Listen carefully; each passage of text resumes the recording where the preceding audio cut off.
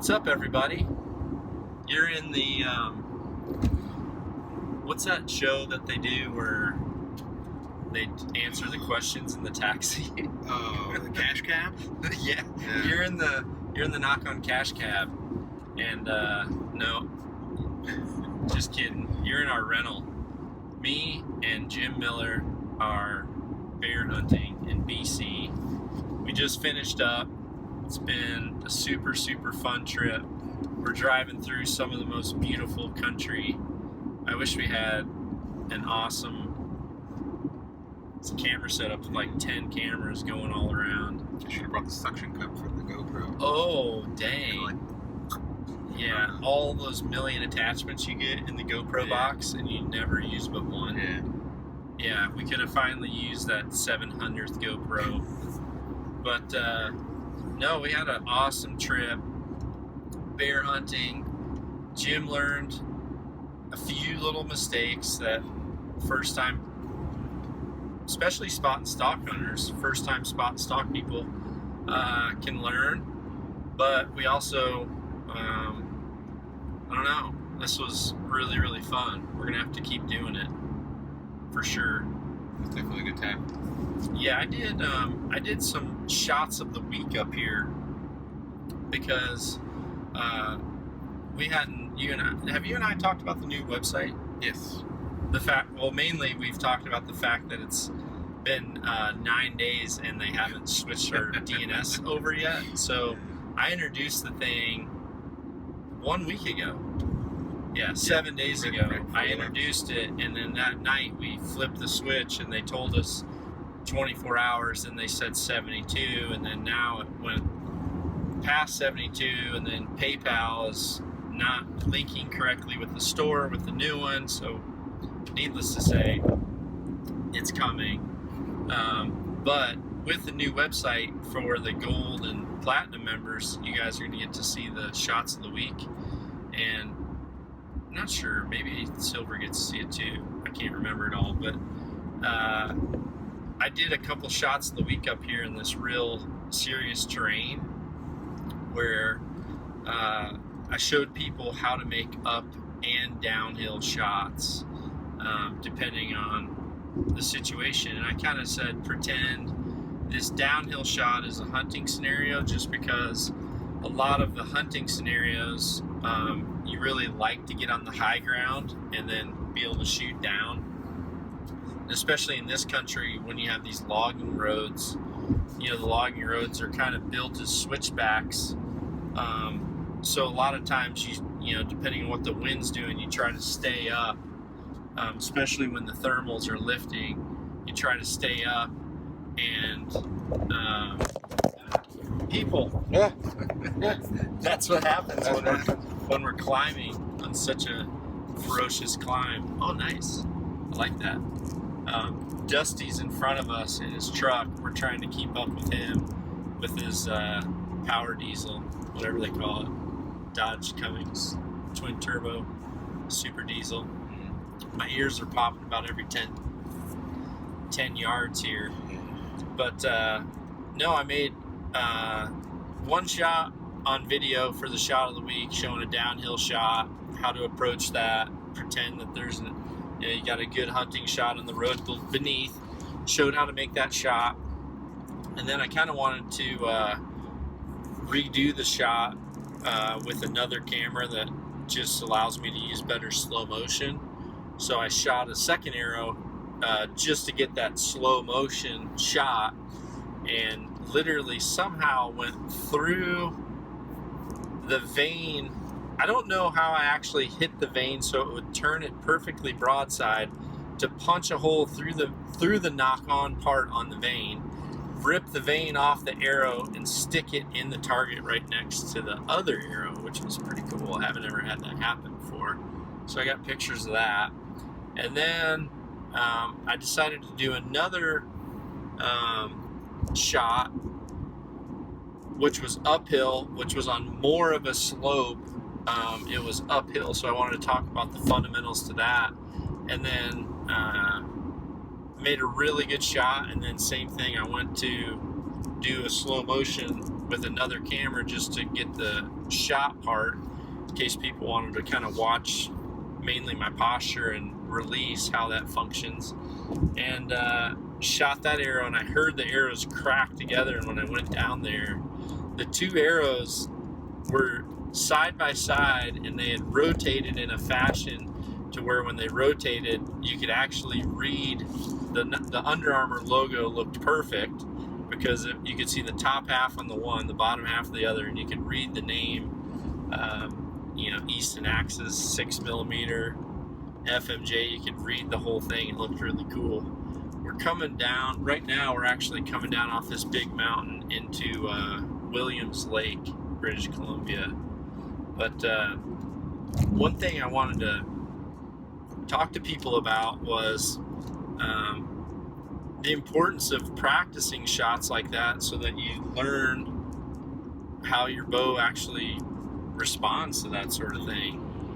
You had a few things, and actually I know I've already done a shot of the week, which hasn't came out yet, but I did one on stalking and having to make a shot off your knees. And funny enough, you said if you would have practiced that more, you would have felt way better on. Jim had an awesome opportunity to really big bear, spot and stalk, had a great stalk, got to 30 yards, and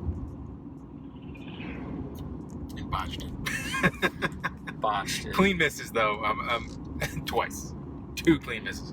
But I'm happy they were clean misses and not a wounded animal. Yeah, so 100%. But yeah, I had been working on my posture, so I hadn't been shooting from my knees, and you've been practicing mainly off dirt bikes, but occasionally not legal. Yeah.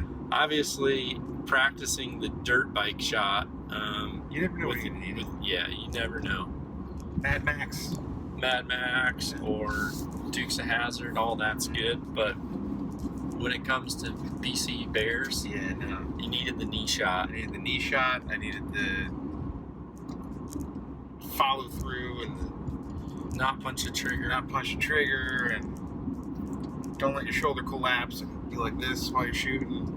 Sometimes when you're in uncomfortable positions and you're in awkward positions, and another thing too, people do, very common, this happens a lot in tournaments too, and especially with angles. People start to feel uncomfortable in angled positions because they haven't practiced them a lot. So it's, I don't know, they're not in their comfort zone. So they just try to find the peep. They just pull back and want to put their eye in the peep sight. And a lot of times they'll change the front shoulder position or the elbow position or the anchor point. Kind of everything goes out the window because they just want to find the peep sight. And you don't want to do that. You want to go through your steps. You want to check your stance. You want to make sure your grip's proper. You want to make sure your hand position on your release is proper so that you can get that anchor. You want to center the peep, make sure that front shoulder's down, and be able to put your finger on that trigger and then slowly pull until the shot executes. That's what you want. But when you don't practice that enough, the reality is that stuff isn't second nature, and it doesn't happen when you're having to just respond. It's like, I think if you weren't ever taught, like when someone tries to give you a pork chop to the top of the nose bridge, if you don't, yeah, a pork chop. You haven't ever had a pork chop? I'm afraid to do it to you. My buddy from South Africa, his name's Pierre Van Wyck. Hey, buddy. I don't know if you listen, but Pierre used to play pro rugby. He's a big. He looks like he should be in that movie with Matt Damon, where he was on the South African team.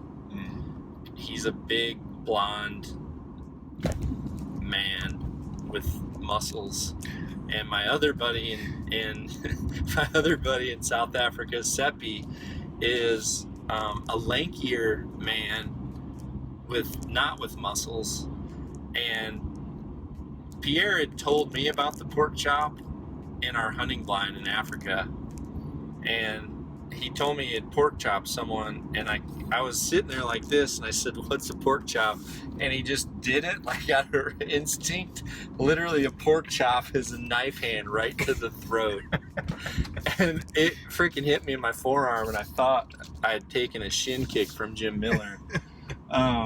But we were laughing so hard. The next day, I was we were cooking food in the kitchen, and I asked Seppi, I said, "Hey, I said, Pierre really wanted to know, you need to ask Pierre what a pork chop is." And he goes, "What?" So he goes over to Pierre, we're eating dinner, and he goes, "Oh, hey, Pierre, what's a pork chop?" And he literally just goes, "Pork chop, boom!" And freaking just buckled Seppi in half. I mean, it was terrible. We're at the Tim Hortons, so we'll be back. We have to get our coffee. We have to fuel up, get our spicy chicken sandwich and our coffee, and then we'll be back. So stay tuned for more stories from the rental car. All right, CashCab, back at you. Next question. What's the most famous coffee place in Canada for $5? $5. We're going to go over to Timmy's A for some lunch. Bingo, Tim Hortons. I went with an XL triple cream. Can't handle it. I'm not a sugar person. We ended on a pork chop. We're splicing in with my good buddy and undeservingly person receiving a massive pork chop from Pierre. It was funny though, for sure. But I don't even know how we got on that subject, but we did. Were we talking about, I don't know, I started talking about, I guess it doesn't matter at this point. Main thing is, you got your first bear hunt out of your way. Mm-hmm. What's next on your hit list? I don't know. Turkey's still open in Jersey, so I'm going to try to get out. I got my sweet bail blind. Oh, did you get one? Yeah, I got one. When I was sitting in a bail blind in Iowa, I ordered a bail blind. They're awesome. They are pretty awesome. So I got that puppy out, and hope to try to get it in Jersey turkey. Our awesome audio video is going to get killed now because we're going to get pounded by rain. I didn't realize we had this. This is like a full-blown skylight in this Volvo right now. It's pretty amazing. No, I'm pretty excited though. The 2 shots that we did are going to be good for people to see. Definitely ones that are going to help improve things. Then also talked about the importance. I talked about the importance of field archery. Have you done much field archery? No, I have not. You should just start getting out, and if you actually want to improve your archery, you have to break the mold of just practicing all the time on flat ground. Flat ground, same spot. Change it up a bit. Find a spot where you can shoot uphill. You'll be amazed at if you start shooting a target that's above your head level, how much more difficult it is. It starts to get hard really quick, and learning to do that, you start to incorporate and engage new muscles too. A lot of people come on a hunt like in country like this. We're not used to it, being from the Midwest, whereas people from the West, like people that are in Washington, well, really anything from the Rockies west, they're used to shooting on hills, and they've practiced them. They start to learn how you have to really build your body to make those shots happen and be comfortable. And if you don't practice it, you just don't learn. And the other thing too is, you know, a lot of guys that change into the target realm, which I changed into the target realm in order to be a better bow hunter, they don't realize that if you just take your target bow all the time and you're dialing to the exact yardage all the time and then making the shot, especially if you know, it's nice that equipment nowadays takes a lot of this learning out of some parts of the equation. For example, if you're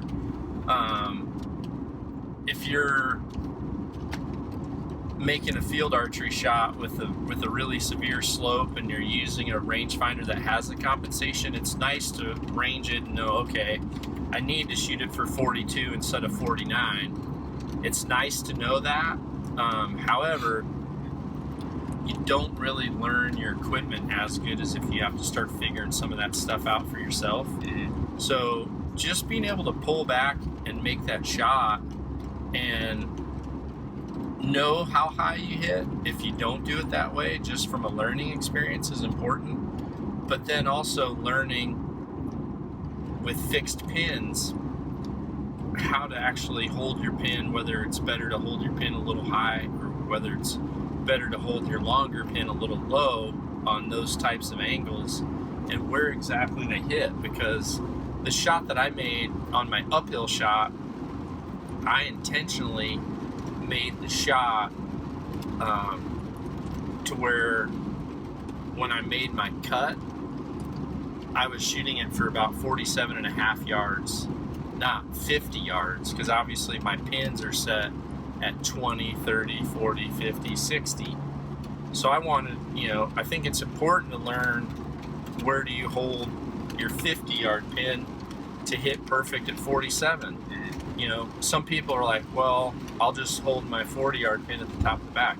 Well, the size of the cavities, some animals have humps, some don't have humps on their back, some have a lot more hair up high, some the hair hangs lower, so it would work okay. But yeah, I mean, holding your pin at the top of the back of a black bear would be way different than holding your pin at the top of the back of a whitetail. Yeah.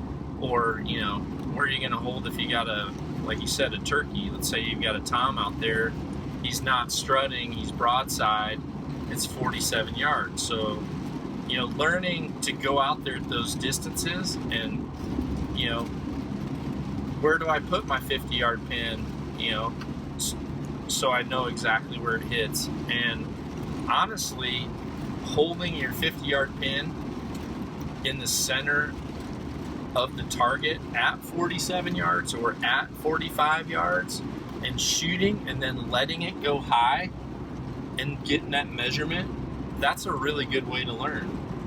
You know, it's and I learned, okay, is it easier for me to try to hold at the top of a circle with my 40-yard pin, you know, or at the very top of the bullseye, or is it easier for me just to have my 50-yard pin right under? I've found that it's actually easier for me to have it under because I actually like to come from the underneath the target up. How do you acquire your target? Do you come down on it or do you go up? It shakes a lot, and when I think it's over, yeah, no. I was always taught to bring it up into the target. That's good. The reason I like that, and I know some people don't always do that because some people get in the habit of freezing under the target when they do it that way. I think that's identifying a different problem. I think you'll start to freeze over the target or drop under the target and try to hit your trigger as you come up. I mean, you're putting a Band-Aid on a problem. I really feel like when I acquire my target from underneath, I'm able to, especially on animal targets or 3D targets, you know, a lot of times the 12 ring and stuff, it's lower on the target than it is on high, and the legs are a really important reference point. I had this conversation with Rogan. We were talking about he was saying, do I come up from the bottom or do I go from the top? And I told him that with animals, the vitals always sit between the legs. So, if it's broadside, the legs will look like one, like this. If they're quartered, they'll start to split. If they're facing you, they'll be split more. But if you learn to bring the pin directly up between that split, regardless of the angle, you come up and then you go to the height that you need. That's a way better reference point. A lot of people make mistakes of starting to, and I've seen this a lot on black bears and hogs. They're probably two of the worst. And African animals, actually. We talked about my friend Pierre and Seppi in Africa. African animals, if you aim behind the shoulder, you're not going to get them. Really? Yeah, the vitals, I learned there that you really want to aim further forward on those vitals. And here, a lot of the 3D targets and stuff, they get people in the habit of aiming up towards the center of mass, like, with that section of the 3D target. And it's because they can't really bring that replacement core down far enough on the target so that it actually has enough material where it won't break in half. So the core is like more center. And I personally think on a lot of them, you're aiming much too high. I think that lower 12 ring is really good, but I think if you shoot the top of an 8 on a 3D animal, that's not relative to where you want to be at all when it comes to the real thing. And a lot of people with bears and hogs, they'll start to get in the habit of going behind the leg, because that's pretty common saying, isn't it? Yeah. Behind the front shoulder. You start doing there and you're literally getting behind the lungs and liver pretty fast. So I like to really use those legs as a reference. Keep your pin tight on that edge of that leg and then ride that leg tight right up. And then I've learned that with, like, for example, with my bow right now, and I did this by experimenting with the target that I talked about. I held center and I shot it at 50 yards and I went up to 47 and a half. 45 is pretty easy because you just gap. You kind of look between your two pins. You got your 40 pin, your 50 pin, you just look between the two. But those half numbers are the toughies. So I learned with my bow, it climbs about 1 inch per yard. So in other words, if I use my 50 yard pin and it's actually 47, I'll be about 3 inches high. So I've just kind of learned that, at least with this bow and the speed I'm shooting now, my 50 yard pin is going to put that arrow 3 inches high. So I just hold 3 inches low to make that 47 yard shot, and it worked perfectly. Now with my bear, my shot was actually 53 yards. So I was 3 yards over my pin. So what I did was I actually I'll better let this guy in. What I did was I just knew, again, I was going to be about 3 to 4 inches low if I used my 50 yard pin. So I pretty much went up luckily his legs were, he was quartered, so his legs were split. I went right up between the split. I put my pin right where I wanted to hit him, and I saw where that spot was, and then I thought, okay, I need to be, what's 4 inches above that? And then I imagined that, and then I brought my pin right up to that level, and I just held there and made my shot, and you saw it. It was perfecto, I think. And that was, I don't know if I've seen a better shot. Thank you. Like, that animal went from feeding to dead in 10 seconds. Yeah, it was a perfect shot. If you're a bow hunter and you're like kind of thinking about what type of shot you want to be able to make, this was one of those shots where you just tell yourself that was as good as I could ask for, really. So hopefully we didn't fill up with gas. I don't know if that matters, but we don't have a lot. We've got 3 ticks. So when we find gas... 2. Oh, jeez, are you kidding me? 2 ticks of gas. 2 ticks. Okay. 2 ticks. So we need to find a gas station. All right. Up here in the middle of nowhere. Said we've got 173 miles till we turn off, so whatever that means. Some of that mumbo jumbo. Yeah, some of that mumbo jumbo. But yeah, what else we got? Got anything that's been eating you up? Question: are there any mistakes that you made that you kind of wished you would have that you didn't figure out, or are you to the point where you're starting to be able to troubleshoot yourself?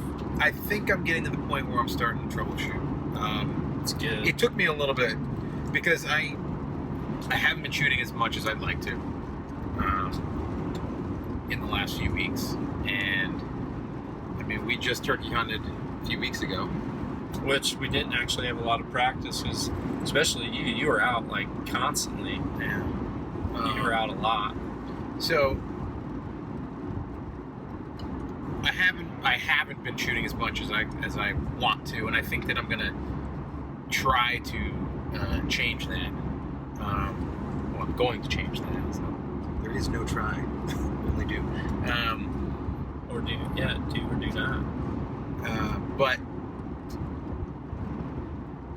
yeah, like I got to the point where I was feeling good with my shots, and then it just not shooting as much, start training again. When I'm training and I'm hitting pads, it makes it really hard for me to shoot a lot. So my form started to suffer, and it took me a little bit longer to notice it than I'm happy with, but it should have been like one shot, like, hey, knucklehead, cut it out. But that's a valid topic too, because a lot of people struggle with being able to work out and practice. I get that question a lot. People saying, how do you work out and then be able to practice correctly? The truth is, when you're not doing something for a while and you go back to it, it's tough. So, like for you, obviously you had time with your fighting where you were just trying to heal your knee and your leg. So you're not doing those, you're not training for a fight, whereas now you are. So obviously you're ramping it up, and you're going to be more sore. And then on top of that too, you're still a bow hunter every day, so you're trying to like do both, but yet you're sore and fatigued.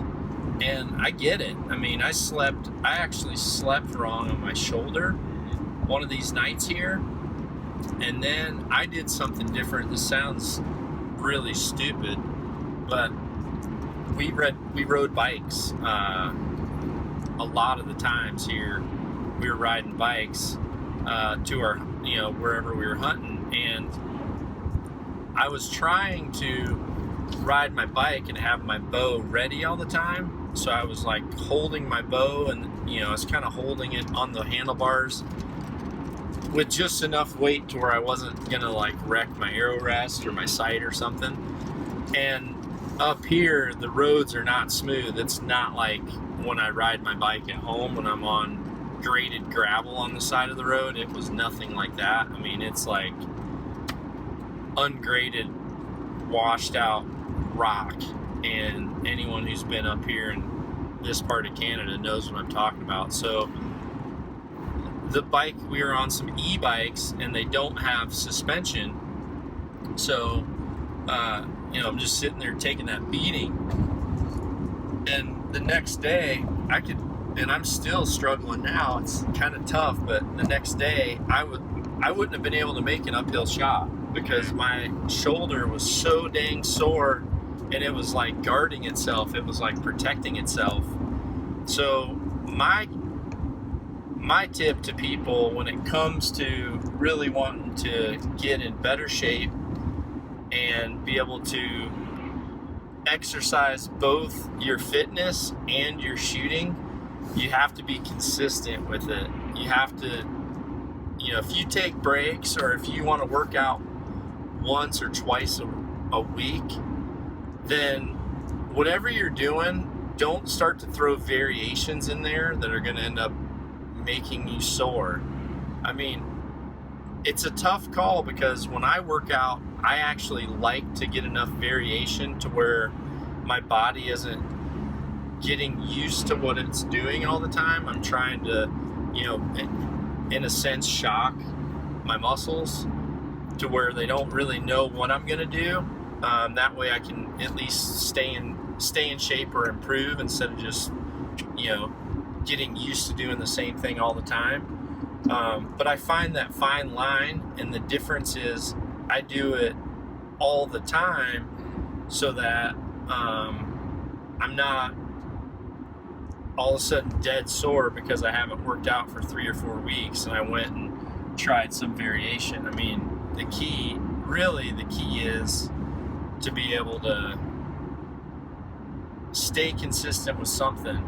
And even small things like, here, I actually just every few nights just did some push-ups till I was really tired. Or, a couple times when we were out there, when we quartered my bear, I kind of just, I kind of grabbed him. I was doing some ham curls, some big old rear ham curls, and just did them enough to where I was kind of fatigued, because I don't want to, I want to just stay in that mode.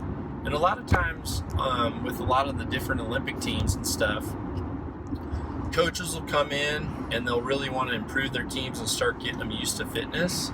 And people really, you can see at the archers, their scores really struggle at first because they're not used to going out and running a mile or two. They're not used to doing push-ups and pull-ups or anything like that. So it takes 2 or 3 weeks before you can do it. And the other thing too is trying to space them out. Like, if you're going to hit bags, that would probably be the days where I'd say if you're hitting bags hard, those would be the days where I'd say reflex your arrows or get your equipment straightened out, or shoot in the morning. I love shooting in the morning because I don't feel my soreness as much as in the afternoons. That's just me. I think that's what I'm going to try to do. Is one of the things I'm going to try to do is shoot in the morning, because I've got a pretty steady wind by my house. So it's always blowing. It's pretty much always blowing, and trying to reach out and shoot at 60, which is the easiest distance for me to shoot at, easiest longer range distance for me to shoot at. The most convenient. If I want to shoot over 60, I have to go back to another place. Go to a different another spot. So, if I shoot in the morning, it'll be calmer. And again, like you said, not being fatigued from a previous workout. But I think I might either take one of my older bows and dial them down, or invest in a target bow or something like that, just to have something where I can, because just to have something that it's a bit easier to pull. Yeah. I don't have a problem pulling 70. That's what I'm good at, pulling things. I'm a hugger. Yeah, so. You're definitely a hugger. But you gotta get in here. Yeah, you're fading to this. Oh, look at that. There you go. Jeez, people are gonna be like, "How did that be the whole time?" Bigger in person. Get those pecs in there. Yeah. That was a shoulder pop. that was not. I'm not The Rock. I can't do it. I can do it. I can do like one side. I can't do it. I got to think about it. The seatbelt's holding me back a little bit. I can. But yeah, I think I'm gonna get a lighter weight bow just to work on the fundamentals. That's why I actually enjoy, shooting my target bow mainly because the poundage is lower. And, a lot of people that shoot 3D, they shoot higher poundage because they want the speed with the bigger arrows. But because I'm not competing, and a lot, you got to keep in mind too, once I started shooting field archery and target archery, I realized that you have to shoot volumes of arrows. You shoot a lot of arrows. We'd go out and shoot 200 arrows in one day. You have official practice, you warm up a little bit, then you have your official practice, then you go into tournament mode, you shoot 144 scoreable arrows, and it's just totally different than going to a 3D shoot and you have 20 arrows a day, and then if you decide you want to practice, you can practice. So it's easy to shoot a 70-pound bow and that's all you're doing. But I really like to be able to shoot the numbers, and then also when you are practicing fundamentals, like I talked about field archery and learning to shoot on elevations, ups and downs, when you're shooting those types of shots, honestly, trying to learn that and hold a proper technique and proper form is much harder when you're shooting a poundage that you get tired shooting fairly quick. So, having that lower poundage bow can really make a difference. And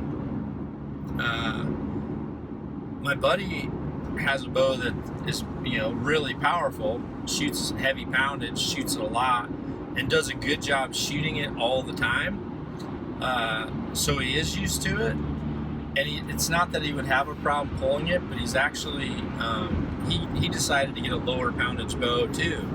It's about 15 pounds less. And that's what he practices with right now. And he's like, man, he goes, it took me a little while to get used to it because, your holding weight's different. You might have to figure out a different stabilizer combination or something that works for that holding weight and that physical bow itself. But he sent me a message and said, I'm shooting this thing really good. And obviously there's a lot less force and impact on your joints and on your sockets. It's easier on you. It's no different than if you're doing a stair stepper with weight on your back all the time, your knees are going to feel that.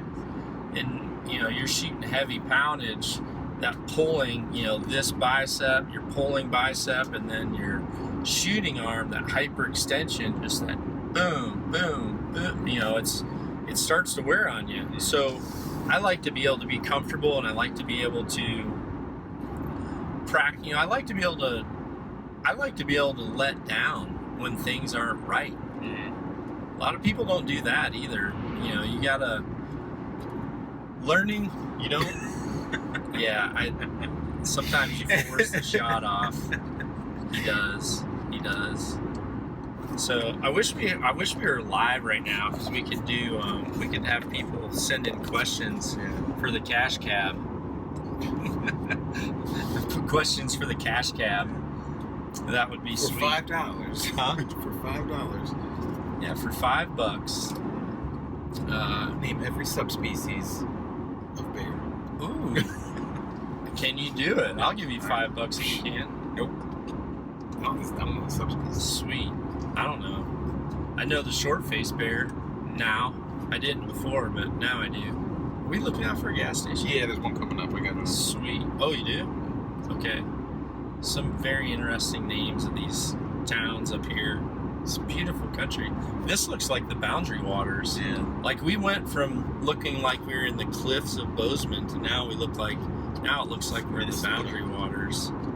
It's beautiful. Massive lakes. That's one of the things that I want to do so bad is do like a canoe-in hunt. Like you can hunt in the Boundary Waters. I've heard of one. I don't know if I'm right. It's either South Carolina or Georgia, but it's only like a traditional only like pig hunt or something like that. But just the idea of being like Lewis and Clark. It's cool. Add on out. I really want to do a hunt with my buddy Westy. I want to shoot, there's some hogs that are, hopefully this baby's open. I think it is. There's some hogs that like really chow down along the shores. It says for sale. Self-serve. It's open. All right. Getting fuel, people. I don't know if this is the one that is on here. Maybe not, but it's got fuel. It says open. It's open. We're getting. What side's it on in the Volvo? It should have an arrow on there. It's on my side. An arrow? Yeah, look by the gas. Oh, how sweet! Yeah. For those of you listening, the more you know. That in itself, Rainbow. It's like, how do I know what side my thing is? That's diesel, bro. It's on your side. Oh no, it's gas. Green is gas here. Yep. Don't forget. That's another thing you'll learn. I taught you that already too. You did. I forgot it though. So, all right. Well, we're gonna wrap this podcast up. You guys are all awesome, obviously. Jim Miller, Miller Brothers MMA, Jim Miller _155 on Instagram. Make sure you check him out. He's officially part of the Knock On Nation. And if me and Westy ever go hog hunting in the channels of Florida on our paddle boards, we're going to give you a canoe or a kayak, and you can go hardcore. Yeah. You can ride on the back of my paddle board and make your shot. I'll just use my swimmy. Tell your brother to do that kind of a shot with his dirt bike. Yeah. Paddle you around. So, all right, everyone, we're gonna check out of here, and we got to get a hands-on Handsome Brothers podcast nailed down for UFC fight night. So this should be interesting. I literally know nothing about MMA, so I should completely embarrass myself, but it'll probably be good for beginners. Hey. So, all right, see you, everybody. Oh yeah, there. Toodles.